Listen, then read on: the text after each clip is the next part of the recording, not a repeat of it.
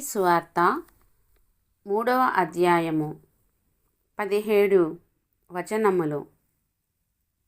ఆ దినముల యందు బాప్తిస్మమిచ్చు యోహాను వచ్చి, పరలోక రాజ్యము సమీపించియున్నది, మారు మనసు పొందుడని యూదయ అరణ్యములో ప్రకటించుచుండెను.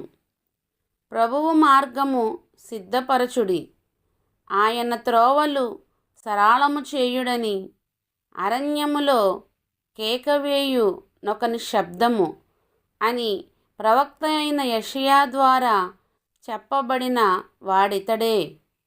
ఈ యోహాను ఒంటె రోమముల వస్త్రమును మొల చుట్టూ తోలుదట్టియు ధరించుకొనువాడు.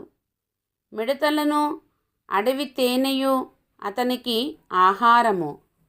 ఆ సమయమున యెరూషలేము వారును యూదయ వారందరును యొర్దాను నదీ ప్రాంతముల వారందరును అతని యొద్దకు వచ్చి తమ పాపములు ఒప్పుకొనుచు యొర్దాను నదిలో అతని చేత బాప్తిస్మము పొందుచుండిరి.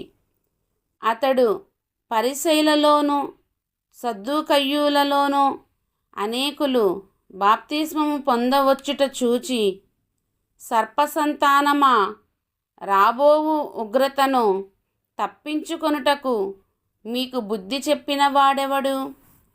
మారు మనసుకు తగిన ఫలము ఫలించుడి.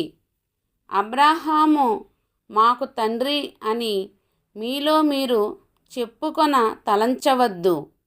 దేవుడు ఈ రాళ్ల వలన అబ్రాహామునకు పిల్లలను పుట్టింపగలడని మీతో చెప్పుచున్నాను. ఇప్పుడే గొడ్డలి చెట్ల వేరున ఉంచబడి ఉన్నది గనుక మంచి ఫలము ఫలింపని ప్రతి చెట్టును నరకబడి అగ్నిలో వేయబడును. మారు మనసు నిమిత్తము నేను నీళ్లల్లో మీకు బాప్తిస్మమిచ్చుచున్నాను. అయితే నా వెనుక వచ్చుచున్నవాడు నాకంటే శక్తిమంతుడు. ఆయన చెప్పులు మోయుటకైనను నేను పాత్రుడను కాను. ఆయన పరిశుద్ధాత్మలోను అగ్నితోనూ మీకు బాప్తిస్మమిచ్చును. ఆయన చేట ఆయన చేతిలో ఉన్నది. ఆయన తన కళ్ళమును బాగుగా శుభ్రము చేసి గోధుమలను కొట్టులో పోసి ఆరని అగ్నితో పొట్టును కాల్చివేయునని వారితో చెప్పెను. ఆ సమయమున యోహాను చేత బాప్తిస్మము పొందుటకు యేసు గలిలయ నుండి యొర్దాను దగ్గరనున్న అతని యొద్దకు వచ్చెను.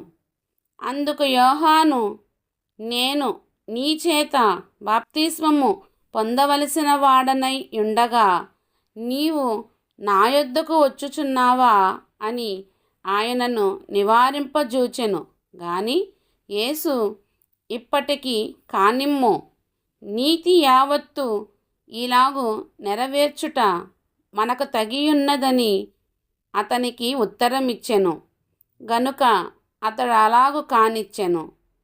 యేసు బాప్తిస్మము పొందిన వెంటనే నీళ్లల్లో నుండి ఒడ్డునకు వచ్చెను.